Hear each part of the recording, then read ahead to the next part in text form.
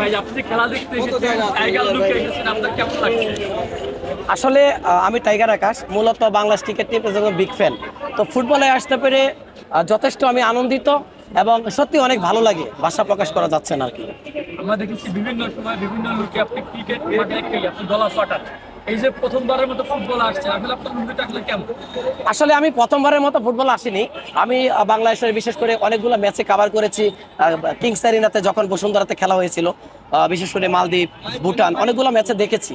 আর আজকে ফুটবলের যে একটা মানে নতুন জোয়ার, যে উত্থান, বিশেষ করে হামজা, ফাইমুল, এর পাশাপাশি শ্রমিক সেন, প্রত্যেকটা খেলোয়াড়ের যে একের পর এক গুণাগুণ বিশ্লেষণ করে কাছ থেকে খেলা দেখার জন্য কিন্তু আমার অনেক দূর থেকে এইভাবে সেজে আসা।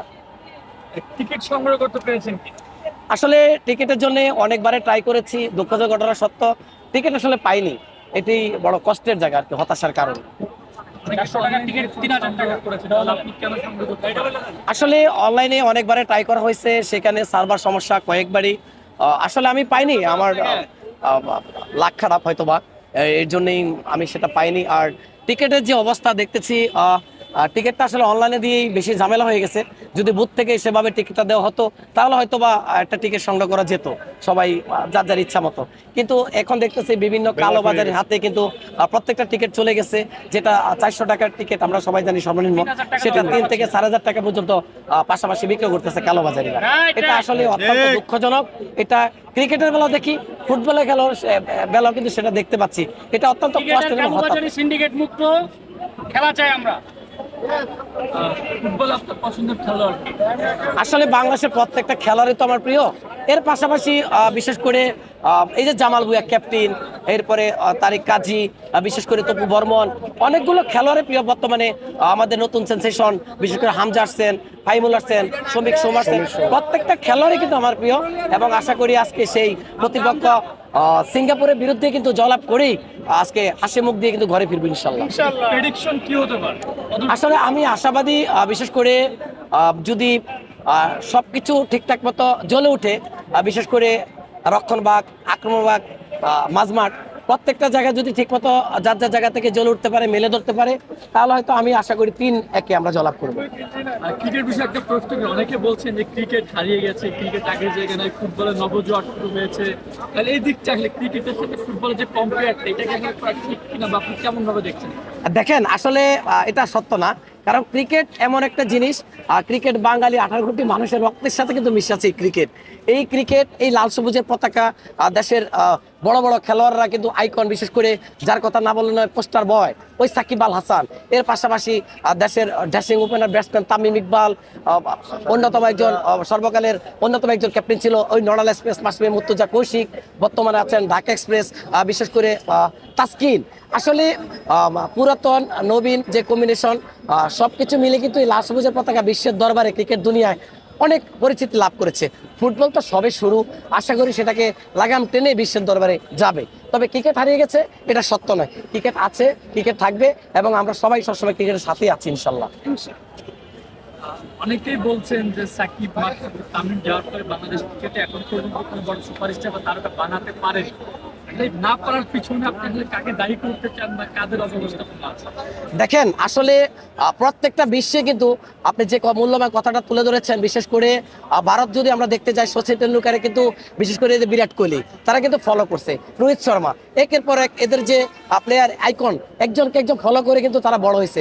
আমাদের যে বিশ্বসেরা অলরাউন্ডার ছিলেন সাকিব আল হাসান, আসলে বিশ্বসেরা বলতে গেলেও কম হয়ে যায়।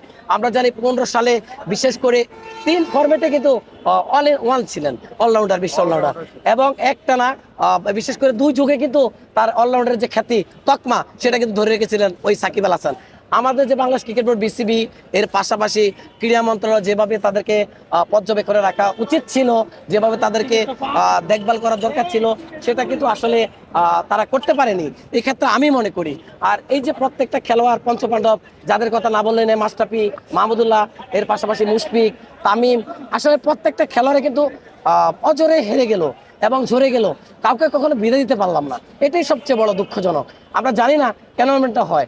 আমরা চাই প্রত্যেকটা খেলোয়াড় যেন যার যার জায়গা থেকে সুন্দরভাবে সম্মানের সাথে ওই 22 গজের পিচ থেকে বিদায় নিতে পারে, তাহলেই তো দেশের ক্রিকেটের সৌন্দর্য ফিরে আসবে এবং তরুণ প্রজন্ম একজন খেলোয়াড়কে ফলো করে আরেকটা পাইপলাইনে খেলোয়াড় সৃষ্টি হবে। এটাই নিয়ম।